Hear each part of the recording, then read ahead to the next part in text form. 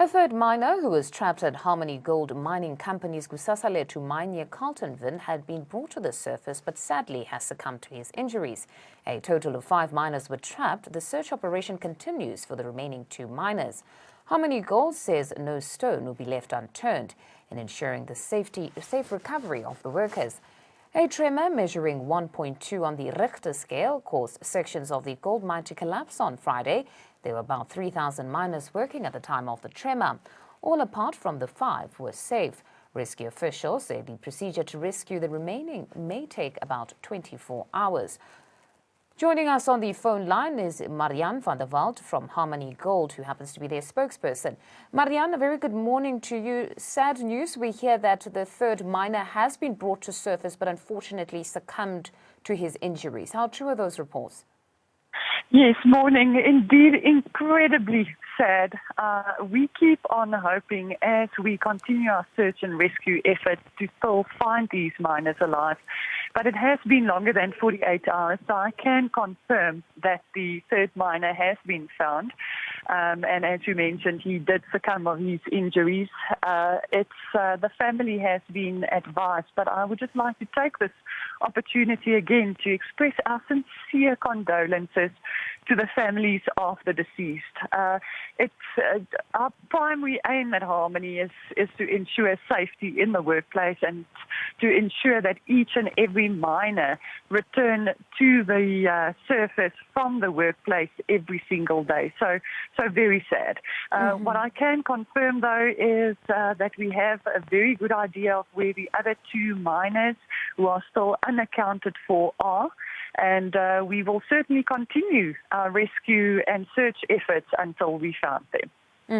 Now, we understand that time in such operations is of critical importance. Is this still a rescue mission, or has it now unfortunately moved to a search and recover?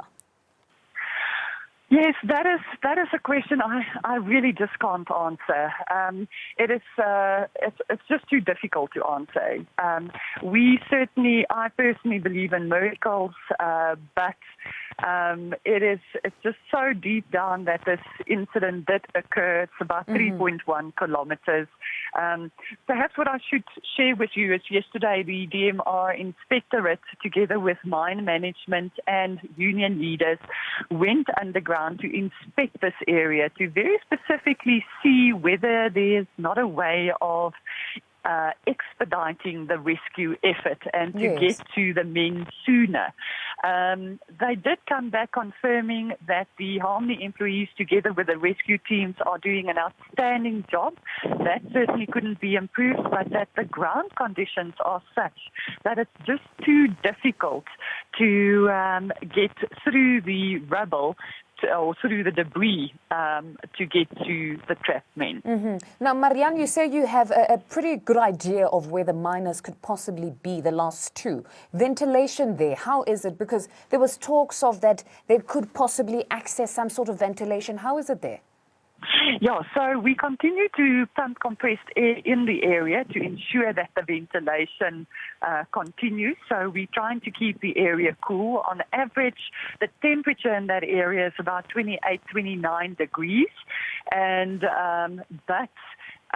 there are, post the fall of ground, of course, there are very heavy rocks, very big rocks that are blocking the rescue team from getting to the remaining miners. Now, the biggest question, yes, this is a tragedy, but it reminds us all of the danger that miners are exposed to on a daily. What is the mine exactly saying beyond condolences? Is there some sort of compensation that would come with this? Because it's a business that you're running, but nevertheless, we're reminded of the dangers every day that these miners commit to. Yeah, absolutely. First of all, I have to share with you that I have worked in various industries, and this is certainly the industry that really looks after its people. We take a mine accident very, very seriously. We've got policies in place which will ensure that the deceased children's education is fully paid for. We also have life insurance policies in place to ensure that the family is looked after going forward. We make contributions to the funeral. We provide counselling services to the family. In fact, all of the families were transported to the mine on Friday already and have been receiving counselling since then. And then also very, very important that I'd also like to share with your listeners is that I was underground on Friday morning at one of our mines in the Free State. It's safer underground than driving to work in the mornings. The reason for that is that safety is a priority at each and every one of our operations, and that goes for most of the mining industry as well. It is every single employee in this company does have the right to withdraw from an unsafe area.